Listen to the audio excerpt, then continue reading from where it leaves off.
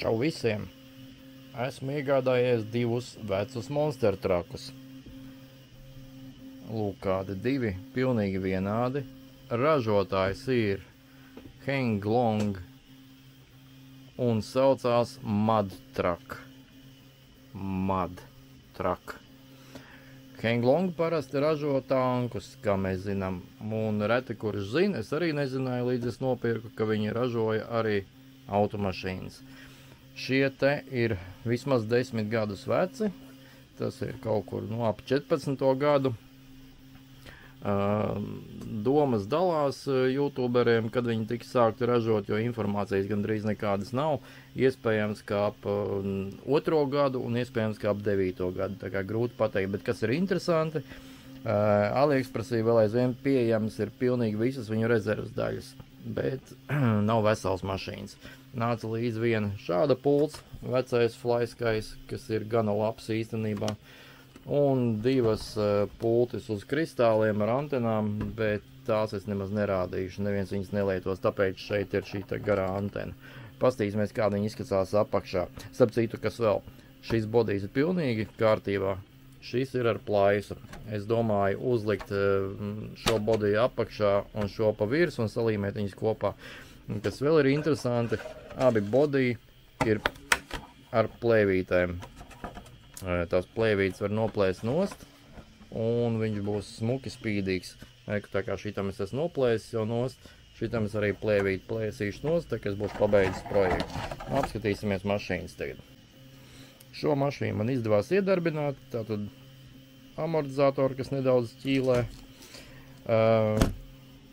Servo ir, motors standarta, kas viņam nāca komplektā 550. brushheads. Kaut kāds brushhead ESC. Te viņš ir noņemts nost otrai mašīnai. Tas instants, ap citu, te ir uzrakstīts ar kļūdu. Var pārspraust šos te plagus, lai būtu revers vai nebūtu revers. Un tur ir rakstīts nevis on un off, bet no un off. Tur pašā augšņā te, bet jūs nesaredzēsiet droši vien. Mašīnām nav centrālā diferenciāļa, ir metāla kardāns, ir servo saveris, ļoti normāli uzbūvēti šie te linki. Pastīšos, kādā stāvoklī ir zobrati, bet kas ir interesanti, kā novērtē lietotas mašīnas. Paskatieties uz anodējumu plates apakšā. Viņš ir pilnīgi bez skrāpējumiem. Skrāpējumi ir tātad šeit vienreiz noslaidots, drusciņa maliņa un drusciņa pieskāršojuši šeit priekšā, respektīvi viņas nav brauktas abas divas. Viņas varbūt pāris baterijas izbraukušas un noliktas skapī uz 10 gadiem. Lūk, man ir tāda time kapsula, un tagad man ir plāns vienu izjaukt pa daļām, atstāt kā rezervas daļas, salikšu kompaktu kastītē, un otru es gribu likt uz brushless.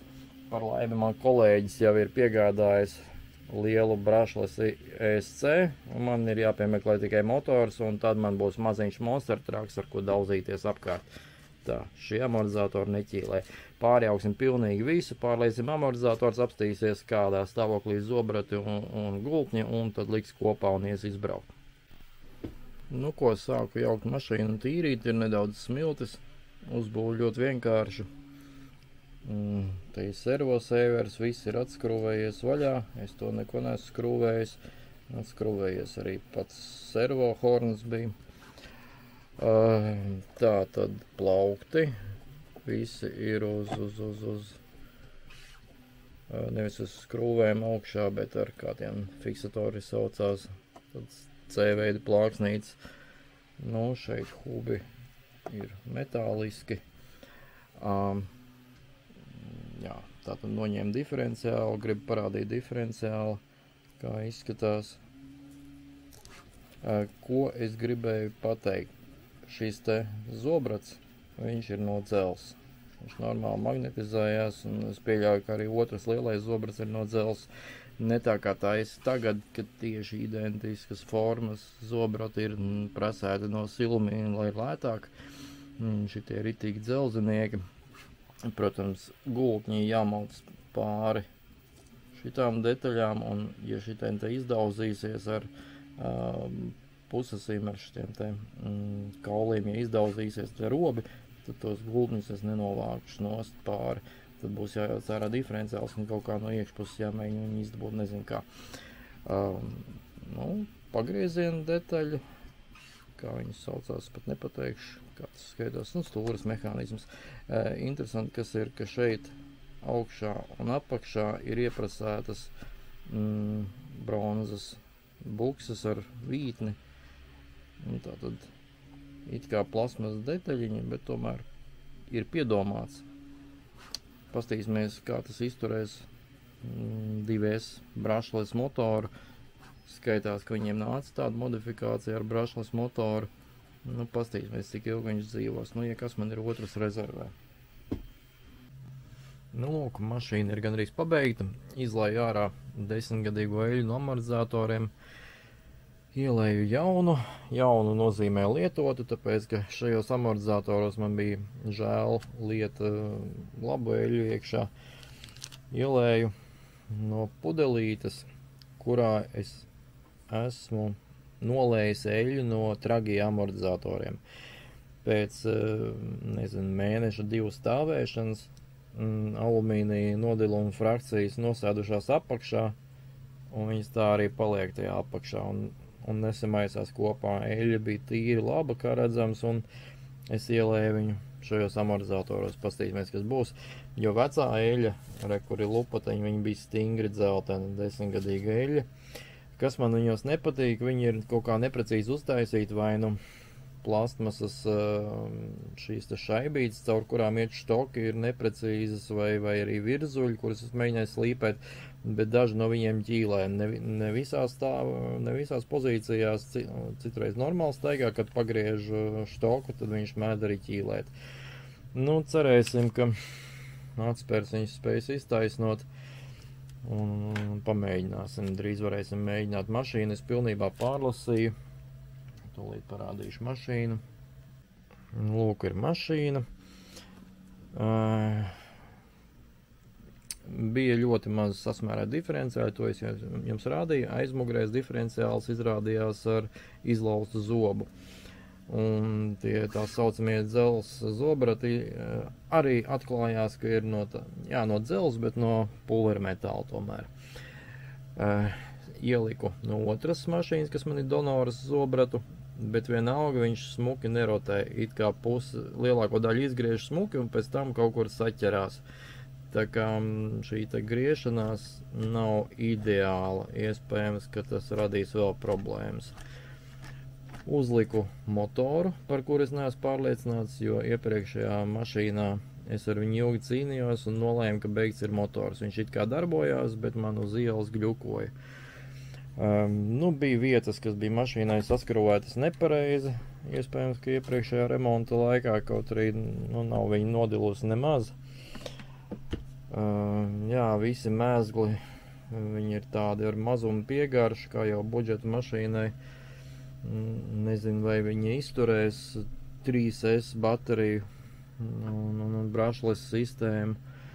Bail, ka izjūgs, protams. Redzēs. Starp citu amortizatoriem virzulītis stiprinās ar 2 C klipšiem apakšā un augšā. Vienam no viņiem oriģināli bija aizmirsts ielikt tas C klips.